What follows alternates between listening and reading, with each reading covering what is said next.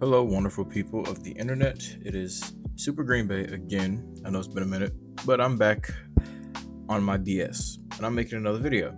So, this video is going to be talking about Xdefiant. That is the gameplay you are seeing in the background right now, of course. Xdefiant is the best thing since sliced bread.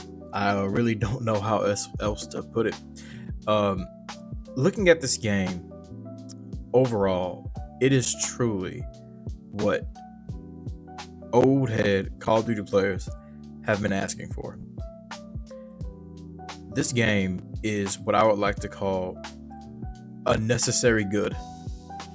I've been waiting for a game like Xdefiant for a very, very long time. If you guys don't know, Super Green Bay is my channel name, but of course I'm in a clan called Super, and we all started playing Call of Duty hardcore, very competitively, and that was a huge part of our beginning, and it still is to this day. But as you know, Call of Duty is garbage. It is garbage. So we, of course, were fiending for something to play. And when Xdefiant was announced, we were so happy. And we were there when it was still Tom Clancy's Xdefiant. Back when this game, people weren't even sure if it was going to make it out of production. But here we are now. Yesterday was the launch day for the game. I made sure to clear my schedule. I didn't even go to the gym yesterday because I wanted to be able to sit down and play the game. So overall, I'm just gonna pretty much hop into my first impressions of the game. We're gonna see the ins, the outs, what I liked, what I didn't like, and yeah. So the first thing that I really want to touch upon is servers. When the servers actually were up and running, they ran just fine. They were running perfectly fine. That downtime was annoying because you wanted to get in, you wanted to play, but it's not the worst thing ever because it took like maybe 3 hours for them to fix the issue, but I was fine with that. But as you can see in the gameplay is just fine. There's still some slight net code issues that you probably will see throughout the gameplay.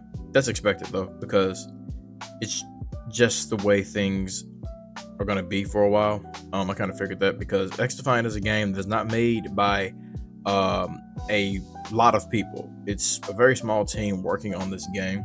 Keep that in mind. They recently did get more employees to come in and help with production, servers, and things like that. But overall, I'm really lowering my expectations when it comes to things being fixed quickly. Which I'm not saying yesterday they didn't fix things quickly. I'm just saying that if in the future something happens, something breaks, then I expect it to be kind of difficult for them to just patch it up immediately. But despite that, they were still able to fix the server issues yesterday and get people back in to start playing. The gunplay in this game feels very smooth. Like I said, you might get an occasional netcode issue here and there that will like make you die around a corner or make you feel like you're not landing your shot. Sometimes that will happen, but it's not as bad as it was in the previous server test, which took place on my birthday, actually, April 20th. So yeah, definitely some improvements there, but there's still more for them to improve upon when it comes to their netcode. Ranking up weapons is something I don't like. Let me explain. So to rank up weapons in this game, what you have to do. I'm also going to touch on unlocking weapons also. Actually, yeah, let me touch on unlocking weapons first. To unlock weapons, you have to do challenges, which is fine, but I'm not gonna lie. Maybe it was just me because, I haven't played a game like Xdefiant in a minute, so that rust was there. But having to do those challenges was a pain, but they were still able to be done. The challenges are doable. I can just say right now that they are going to be annoying. Unless you just got it like that. If you got it like that and you can fight through them, good for you. But I did kind of struggle with the challenges, but I was able to complete them. The long shot one had me in tears almost, but I did it.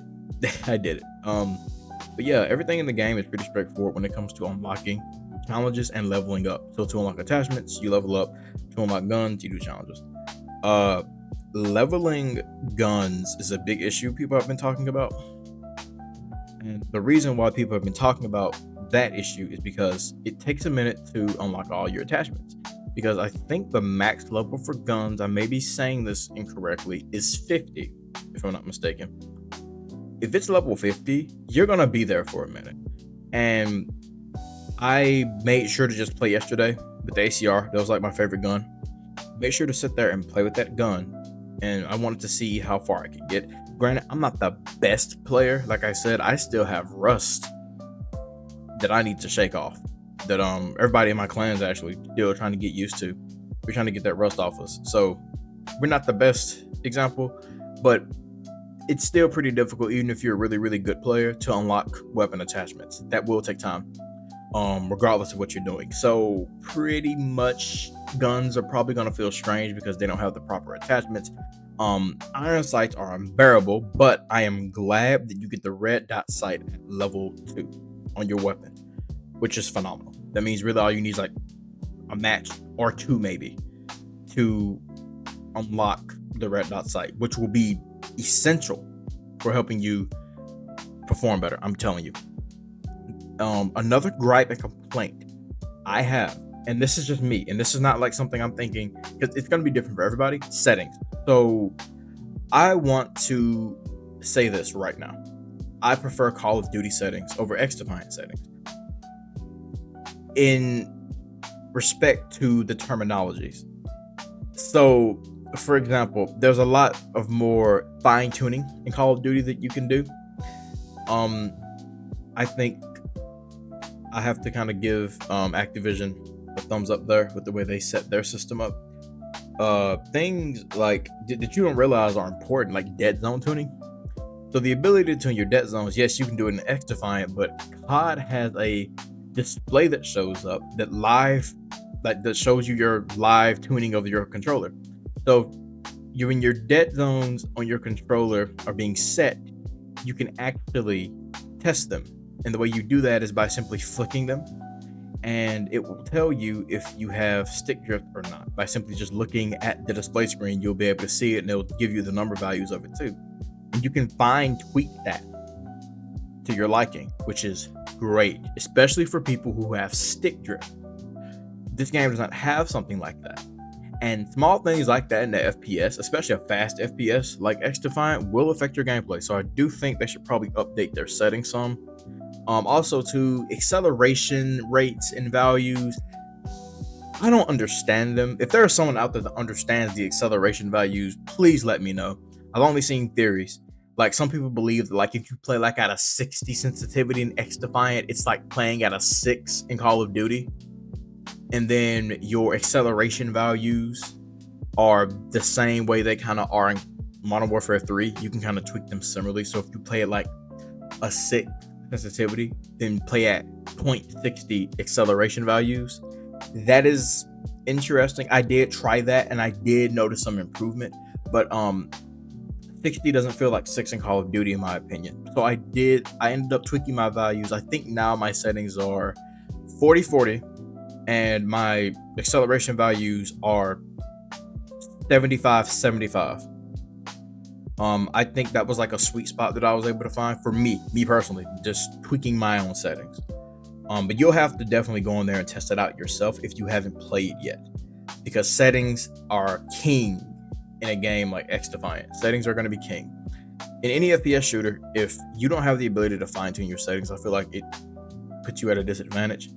So I'm not saying Xdefiant settings are terrible. It's just that, like, I guess because they're newer, maybe I'm just saying this because they're newer and I don't understand how they're being set up. Maybe I'm the one who is having trouble adjusting. Maybe everybody else did perfectly fine. I don't know. But anyway, that's really it. I actually don't have much else to say. Wait, I'm lying. I do. I have a slight nitpick. I think passives are fine for the classes in the game. That's perfectly fine. However, I don't think, and this is just me, I don't think Phantom should have 120 health. I don't know if anybody else feels that way. I don't think Phantom should have 120 health. The reason why I don't think Phantom should have 120 health is because it does change an engagement with the Phantom versus going against any other faction. You're going to have to land those 1 or 2 extra bullets to kill a Phantom, but every other faction in the game matter. Like, doesn't really matter. And I did want to say too, like, I guess in terms of them trying to make the game more, like, how do I say it, like arcadey, but also have some role-based things going on. Maybe it's kind of difficult to find like a good sweet spot. But yeah, that's just a little nitpick. But I think the abilities overall are fine. Like that little nitpick, I think everything works just fine. But yeah, I really don't have much else to say. This is me wiping off the rust for getting back into a true first-person shooter. This is also me getting the rust off from not having done videos in a long time.